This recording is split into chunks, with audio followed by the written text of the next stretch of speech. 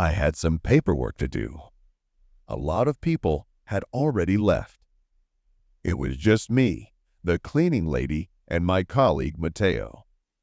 He was a young guy, an expert in his field, with a good build and an unusual braided beard. We were on good terms with him.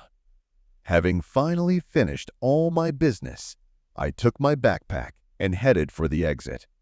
Almost simultaneously, Matteo came to the elevator, which I had already called. We greeted each other with glances and smiles. "Running late too?" I asked.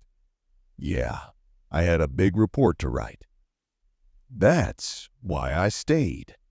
The elevator arrived at our floor and we stepped inside. The doors closed and the cable began to slowly lower us down.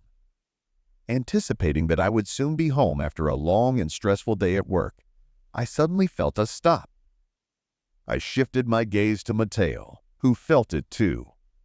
"Stuck?" I asked rhetorically.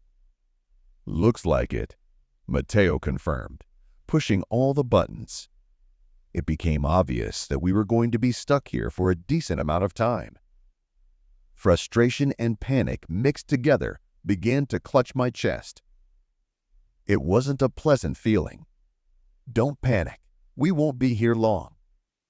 "No one will forget about us. Everything will be fine," Matteo kept saying. We called dispatch, telling them we were stuck.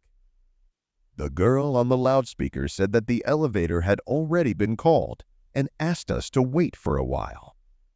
There was nothing to do, so we agreed. So 10 minutes went by like that, then 20, but nothing was happening. The elevator was big enough, but its walls were already starting to pressurize.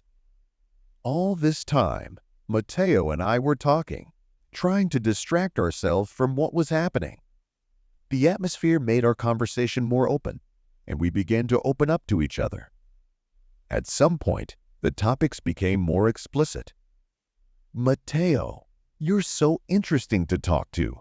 You're so smart." "Tell me, do you have a significant other?" "Unfortunately, no," he replied.